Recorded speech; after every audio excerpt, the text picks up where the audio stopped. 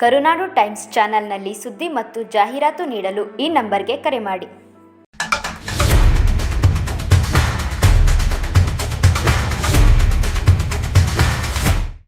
ಪುರಾಣ ಪ್ರಸಿದ್ಧ ಕೆಂಗಲ್ ಆಂಜನೇಯ ಸ್ವಾಮಿ ಜಾತ್ರಾ ಮಹೋತ್ಸವ ಹಾಗೂ ಲಕ್ಷ್ಮೀ ವೆಂಕಟೇಶ್ವರ ರಥೋತ್ಸವ ಸೋಮವಾರ ವಿಜೃಂಭಣೆಯಿಂದ ನೆರವೇರಿತು.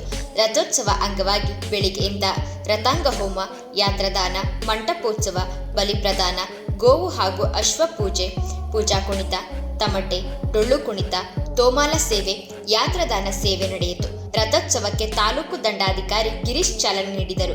ತಾಲೂಕಿನ ಹಲವು ಇಲಾಖೆಗಳ ಅಧಿಕಾರಿಗಳು ಈ ಸಂದರ್ಭದಲ್ಲಿ ಹಾಜರಿದ್ದರು. ಭಕ್ತಾದಿಗಳು ರಥವನ್ನು ದೇವಸ್ಥಾನದ ಆವರಣ ಹಾಗೂ ಅಕ್ಕಪಕ್ಕದ ರಸ್ತೆಗಳಲ್ಲಿ ಎಳೆದು ಪುನೀತರಾದರು. ರಾಜ್ಯದ ಹಲವು ಭಾಗಗಳಿಂದ ಆಗಮಿಸಿದ್ದ ಭಕ್ತಾದಿಗಳು ರಥೋತ್ಸವದಲ್ಲಿ ಭಾಗವಹಿಸಿ ತಮ್ಮ ಇಷ್ಟಾರ್ಥ ಸಿದ್ಧಿಗಾಗಿ ಹಣ್ಣು, ಜವನ ಅರ್ಪಿಸಿ ಭಕ್ತಿಭಾವ ಮೆರೆದರು. ಇದೇ ತಿಂಗಳ 12ರಿಂದ ಪ್ರಾರಂಭವಾದ ಕೆಂಗಲ್ ರಾಸುಗಳ ಜಾತ್ರೆಯಲ್ಲಿ ಸುಮಾರು 3 ಲಕ್ಷಕ್ಕೂ ಹೆಚ್ಚು ಮಂದಿ ಜಾತ್ರೆಗೆ ಭೇಟಿ ನೀಡಿದ್ದಾರೆ. ಇದೇ ಸಂದರ್ಭದಲ್ಲಿ ಭಕ್ತರು ಅರವಂಟಿಕೆಗಳನ್ನು ತೆರೆದು ಭಕ್ತಾದಿಗಳಿಗೆ ಪಾನಕ, ನೀರ್ಮಜ್ಜಿಗೆ, ಮೊಸರನ್ನ, ಪೊಂಗಲ್ ಹಾಗೂ ಲಡ್ಡು ವಿತರಿಸಿದರು. ರಥೋತ್ಸವ ಜೊತೆಗೆ ಇತಿಹಾಸದ ಪ್ರಸಿದ್ಧ ಕೆಂಗಲ್ ದನಗಳ ಜಾತ್ರೆ ಅದ್ದೂರಿಯಾಗಿ ಜರುಗಿದ್ದು ಸುಮಾರು 25,000 ರೂಗಳಿಂದ 20 ಲಕ್ಷ ರೂಪಾಯಿಗಳವರೆಗೆ ರಾಸುಗಳು ಮಾರಾಟವಾಗಿದ್ದು ಈ ಜಾತ್ರೆಯ ವಿಶೇಷವಾಗಿದೆ. ಇವತ್ತಿನ ನೀವೆಲ್ಲರೂ ನೋಡ್ತಾನೆ ಇದ್ದೀರಾ. ಇವತ್ತು ಚನ್ನಪಟ್ಟಣ ತಾಲೂಕಿನಲ್ಲಿರ್ತಕ್ಕಂತಹ ನಮ್ಮ ಕೆಂಗಲ್ ಆಂಜನೇಯ ಸ್ವಾಮಿ ದೇವಸ್ಥಾನದ ಜಾತ್ರಾ ಮಹೋತ್ಸವ ನಡೀತಾ ಇದೆ. ಹಾಗೆಯೇ ಶ್ರೀ ಲಕ್ಷ್ಮೀ ವೆಂಕಟೇಶ್ವರ ಸ್ವಾಮಿ ಅವರದು ಬ್ರಹ್ಮರಥೋತ್ಸವ ನಡೀತಾ ಇದೆ. ಸಾಕಷ್ಟು ಜನರು ಬಂದಿದ್ದಾರೆ. ಈ ವರ್ಷದ ಮೊದಲನೇ ಜಾತ್ರೆ ನಮ್ಮ ಚನ್ನಪಟ್ಟಣ ತಾಲೂಕಲ್ಲಿ, ನಮ್ಮ 2026ನೇ ಸಾಲಿನ ಮೊದಲನೇ ಜಾತ್ರೆ.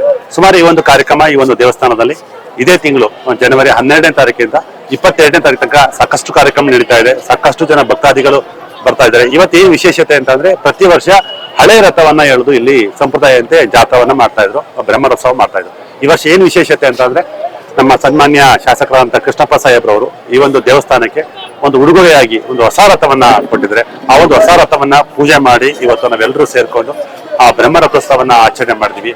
ಆ ದೇವರು ನಿಮ್ಗೆ ಎಲ್ರಿಗೂ ಒಳ್ಳೇದ್ ಮಾಡ್ಲಿ. ಹಾಗೆ ಸಾಕಷ್ಟು ಜನ ಭಕ್ತಾದಿಗಳು ಬರ್ತಾ ಇದ್ದೀರಾ.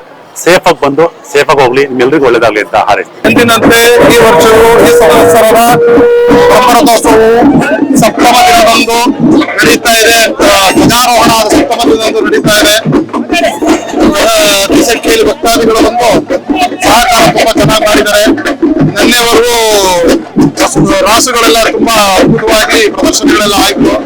ಧ್ವಜಾರೋಹಣದೊಂದಿಗೆ ಹನುಮಂತೋತ್ಸವ, ಶೇಷವಾಹನ, ಚಂದ್ರಮಂಡಲ, ಹಂಸವಾಹನ, ಗರುಡವಾಹನ ಇಷ್ಟು ಆಗಿ ಇವತ್ತು ನಿನ್ನೆ ಕಲ್ಯಾಣೋತ್ಸವ ಆಗಿ ಇವತ್ತು ಬೆಳಗ್ಗೆ ಬ್ರಹ್ಮರಥೋತ್ಸವ ಆಗಿದೆ. ನೋಡ್ತಾ ಇದ್ದೀರಾ, ಬ್ರಹ್ಮರಥೋತ್ಸವ ಜರುಗಿದೆ. ನಾಳೆ ಸಮರ ಗೋಪಾಲ ವಾಹನ ಇರುತ್ತೆ.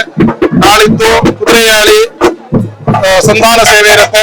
ನಾಳಿದ್ದು ಸಂಜೆ ತೆಪ್ಪೋತ್ಸವ. ಈ ರೀತಿಯಾಗಿ 11 ದಿನ, ನವದಿನ ಸಂಕಲ್ಪಿತವಾಗಿ 11 ದಿನ ನಡೆಯುವ ಕಾರ್ಯಕ್ರಮ ಬಹಳ ವಿಜೃಂಭಣೆಯಿಂದ ನಡೀತಾ ಇದೆ.